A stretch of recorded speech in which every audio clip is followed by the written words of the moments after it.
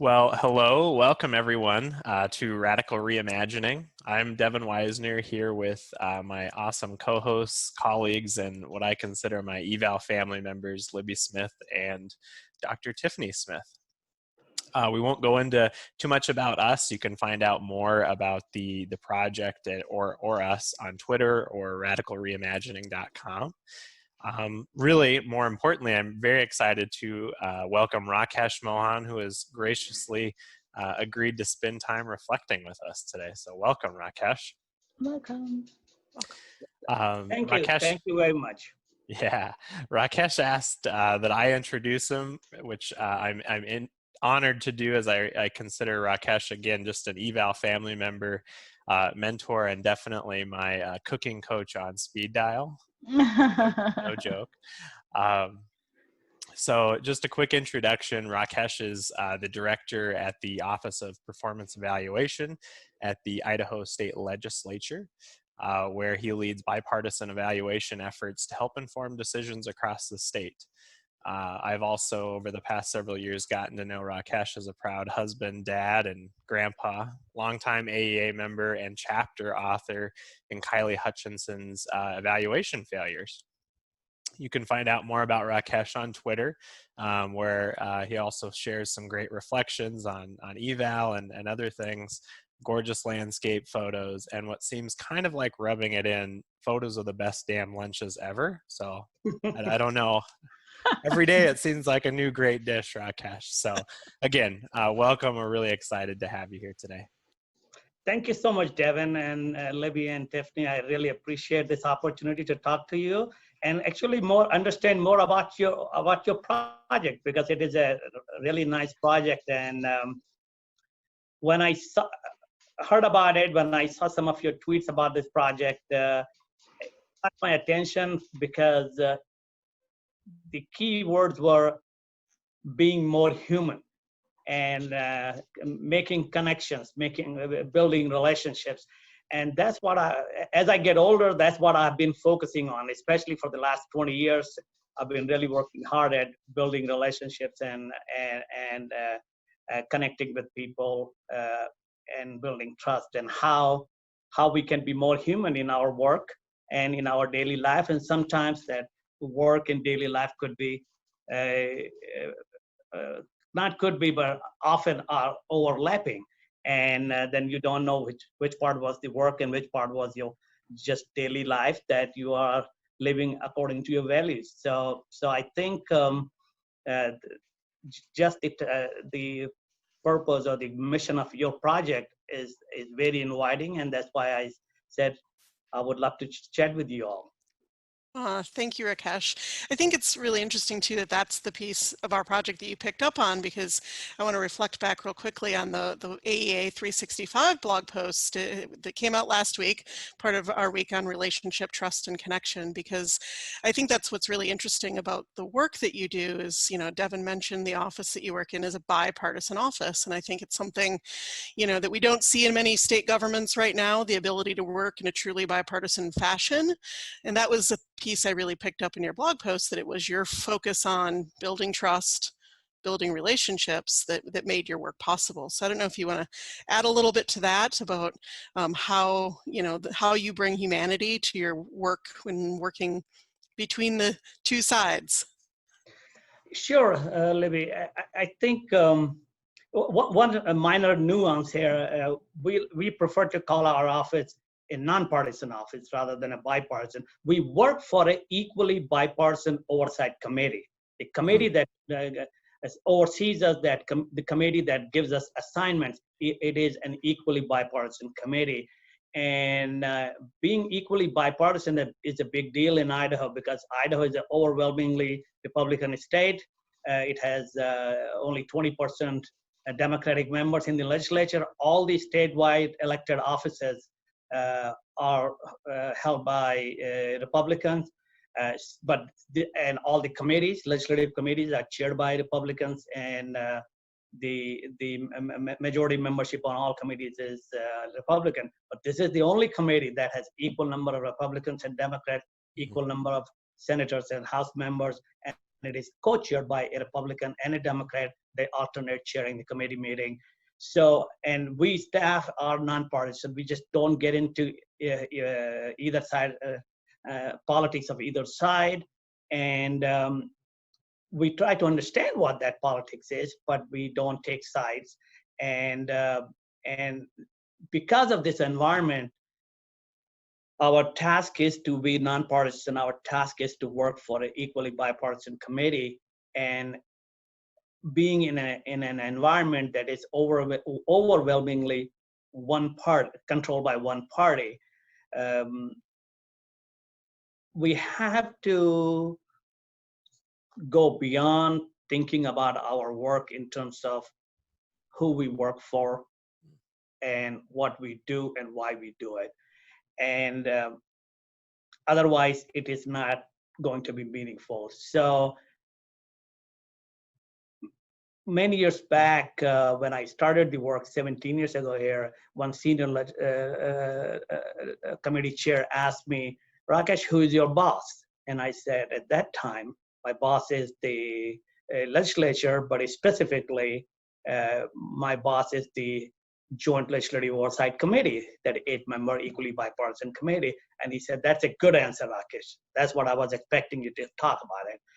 And that's what I thought at that time. But as I worked here and as I tried to learn things about this place and understand the environment and the context, now I started thinking about it. Actually, I work for the people of Idaho.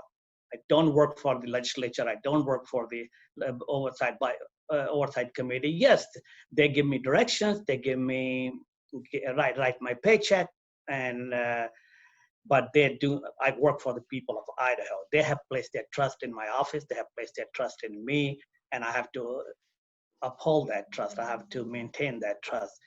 And I thought that way. I started in the last 5 or 6 years, I started talking about that with folks at AEA conferences and other conferences, but I never said it publicly to anybody because that's a radical idea. You know, they're talking about radical reimagination. This would have been very radical. Had I said that thing that I work for the people of Idaho, it would not have been taken very lightly 17 years ago.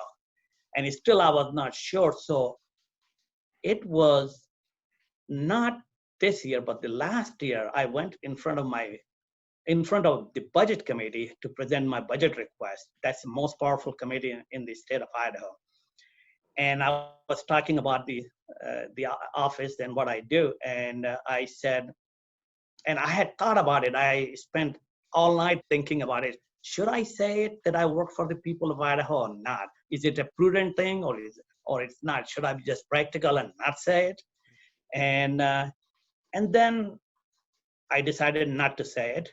But then when I started talking to the committee and making my request, it just came from me and came out of my mouth. And I said, I work for the people of Idaho. People noticed that.